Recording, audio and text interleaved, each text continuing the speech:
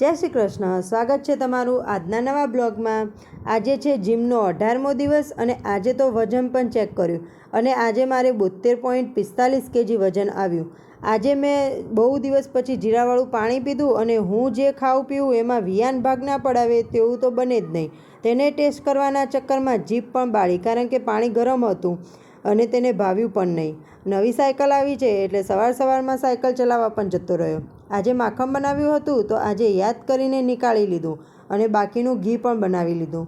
આજે તો નાસ્તામાં મેં થોડા ડ્રાયફ્રૂટ અને મિક્સ સીડ્સ ખાધા હતા. 11 વાગે પાછી ભૂખ લાગી તો એક પ્લેટ સલાડ ખાઈ લીધું અને બપોરના જમવામાં આજે હતું કઢી ભાત અને સાથે છાશ. સવારે ચા નહોતી પીધી આજે, તો સાંજે આદિત્ય સાથે અડધો કપ ચા પીધી અને આજે થોડી ખારેક ખાઈ ને હું ગઈ હતી જીમમાં. અને ત્યાં પહોંચી પછી ખબર પડી કે મોબાઈલ જ લાવવાનું ભૂલી ગઈ છું. એટલે હવે આદિત્યને રાહ વધારે જોવી પડશે. આજે તો રસોઈ પણ બનાવ્યા વગર ગઈ હતી, એટલે આવીને એક બાજુ રોટલા બનાવ્યા અને બીજી બાજુ મારા માટે એક ડીશ ઢોકળા બનાવ્યા. આજે તો વિયાનને ખાવાની મજા પડી ગઈ, કારણ કે તેને રોટલો એમનેમ નથી ભાવતો, માખણ સાથે હોય તો ખાઈ લે. અને પાછો કે મમ્મી હું કાનુડો બની ગયો. ચલો આજ માટે આટલું જ. કાલે મળીશું નવા દિવસ અને નવા વિડીયોની સાથે.